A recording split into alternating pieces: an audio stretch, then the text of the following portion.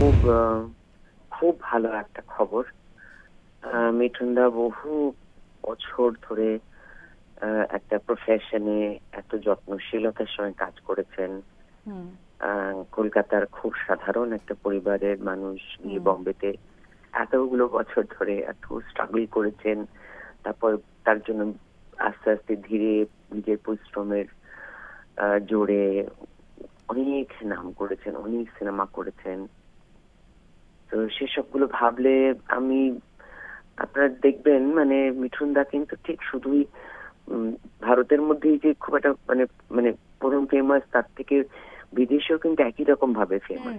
মিঠুনদার গান আর নাচ আর অ্যাক্টিং দেখে বড় হয়েছে।